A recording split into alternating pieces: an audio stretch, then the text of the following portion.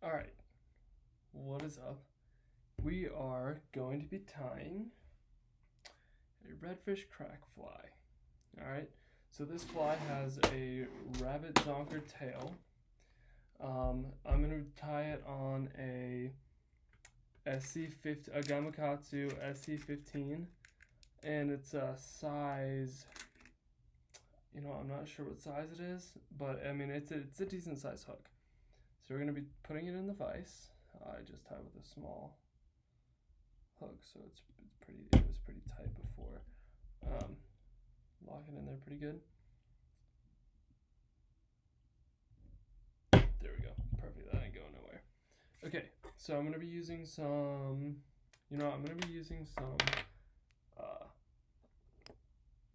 what is this? I don't even know what color it is. It's like a tan color, or like a brownish color. But it's a Danville's 210 denier, or denier, sorry, flat wax nylon thread that we're gonna be tying with today. There we go. All right, to start this fly off, we are going to wrap our hook shank. Tight wraps all the way down. The trick I learned is if you hold this thread, your tag end out, it makes wrapping down the shank a lot easier. Okay, we're gonna trim our tag end off here. Do one more wrap to kind of snap that down there. Now we're gonna grab our rabbit strips, and I'm gonna use a barred olive zonker right here. It's a Wapsi, and just gonna grab it out just like this. I don't like to waste a lot of materials. I don't like to buy materials because I don't have a lot of money. So we are going to just kind of throw it on here just like this. Actually, we're gonna kind of take some rabbit fur and tear it off the front, so we just have this little leather piece right there. So we're going to lay that on our shank right where our thread is. Take a loose wrap, just kind of get gradually get tighter as we wrap up the shank, and we kind of build a little bit of a taper with our thread, so it's not too bad when we put our chenille on there. Okay, and we're gonna leave our thread right where it was before and cut this tail to our desired length, which for me will be right about here. And I cut it at an angle so we have a little bit of a taper at the end of the tail.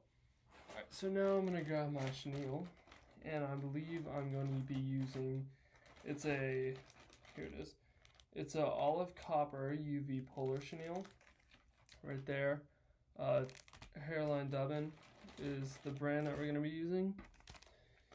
So we're gonna grab some. We're gonna find the end of this first of all. It's kind of important.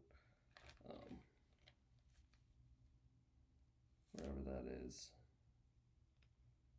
There we go. Right here. Okay. Perfect. So we're not gonna need a whole lot. So we're gonna kind of measure it out. Right about here is gonna be good enough. Maybe about 4.5, 5 inches. So we're gonna kind of take the front part of this, just kind of push it back a little bit, make room, and we're going to make a loose wraps to capture everything that was in there, and get tighter as we wrap forward. Make sure it's down nice and tight, and kind of make that taper that we made earlier. Right here is our little taper. Make that nice and good. If you have anything hanging off in the front, just kind of trim that off with your scissors. Okay, now we're gonna take our thread, make sure that tapers pretty well so it's not a drastic drop off. And wrap tight wraps back up to about right there before the eye, not at the eye, because that leaves a lot of possibilities to not go wrong. But you know, you want to have a nice head on this fly, so we're gonna actually, I forgot a major step. I'm gonna be using some small lead eyes on this fly. I totally forgot that this is what I've been tying so much unweighted stuff lately. So we're gonna go ahead and tie our eyes on here with 3 wraps this way, 3 wraps the other way, just to make them even. You want to make sure that they're facing the right direction on the fly. And then we're just going to do some random wraps, underneath wraps, go back over, cross, over, cross in the front, cross, tie in the back. And then just kind of, with every wrap that you do, just make it intentional. Make sure that it's nice and tight on there. You don't want these eyes shaking loose or anything. You know, a lot of people I've seen, they'll put a drop of super glue on there just to prevent it from moving as much, but I don't think it's necessary, especially with the, I use a UV fly head cement, so it's really not necessary. So right now I'm making close touching wraps, and we are palmering the chenille backwards. You can give your fingers a little lick to do this part, make the fibers behave a little bit better. However, it's not a necessity. Now these fibers are gonna stick out and they're gonna go all over the place, and that's what you want.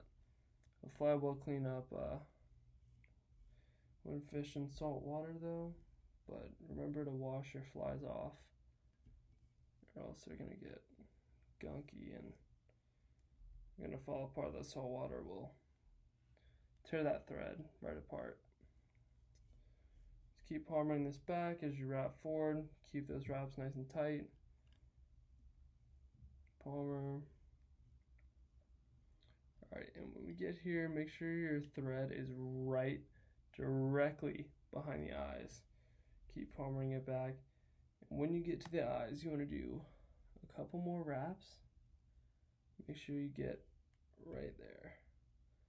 You want some wraps behind the head. And then what you're going to do, after you make your wraps behind the head, you're going to take your thread, you're going to capture that chenille. I normally do 2 wraps before I can let it go. Pull everything back away from where you're going to make that head. Just try and get as much of the little pieces of flash out of there before you go ahead and try and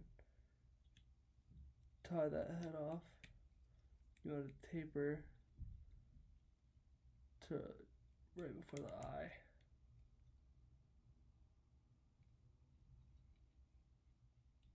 Just like that. Okay. So now that we have that, we're going to take our tag end from our chenille, and we're going to trim that off right there. Just like that. Now we do have some pieces stuck on there. Just gotta trim those off. Not a big deal. Okay, so this is essentially our redfish crack fly. Now I like to do a little half hitch here with the thread before I take my whip finish tool and go ahead and get that whip finish done. Normally do 6. You know, sometimes I'll do 2 whip finishes. Sometimes I'll just do 1. It just kind of depends on the fly. For this one, I'm gonna do 2 though. Gonna hold that hook sturdy. These Gamakatsu hooks they're awesome. Like I said, this is a SC15. So you just trim take your cut your thread off, and then this is essentially your fly. Now I have some Loon UV head cement, which I love to use. I'm gonna put that on the eyes and on the head that I just made here, below the eyes, kind of around the eyes. So I said the super glue is not really a necessity. And then honestly, I'm gonna throw some behind the eyes to kind of push that chenille in the direction that I want it to go. So just a thin layer of this glue is gonna be super strong.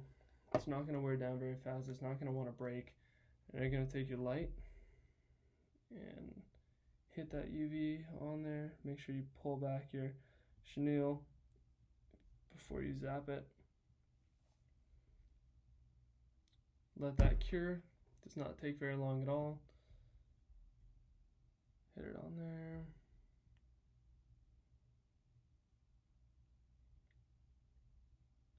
And there you go. That is the redfish crack fly. Now, I caught my first high tide tailing redfish on a fly just like this. Just like it. So, there it is. Redfish crack fly. It's very slow sinking. It's got a lot of action to it, and it's awesome because it'll sit there, and I love it because your cast doesn't have to be as accurate. So if you don't want the cast right in front of him, like if you were throwing a crab fly, you can cast a little past them or a little to the side, and it'll grab their attention as soon as it hits the water, and then it'll just slowly sink down. You just give it a couple twitches, and then they're on it. And when they're on it, it's awesome. So this is definitely one that I'm gonna keep tying, and I'm gonna have plenty of. And I've tied them in black and purple for low tide. And I don't have a boat, but I tie in 4 people, and they've caught them like crazy on this. And this was a fly that was given to me one time, and that's when I caught my first redfish on the fly with this fly. And now I tied a bunch, and I'm a big fan of tying a bunch of flies that I like very quickly, and not tying a whole bunch of different flies. Even though I normally tie different flies, but give them away to people and see how they like to use them and see if they'll catch fish. That way I know it's good or not. So little insider tips and stuff. But yeah, that's a redfish crack fly.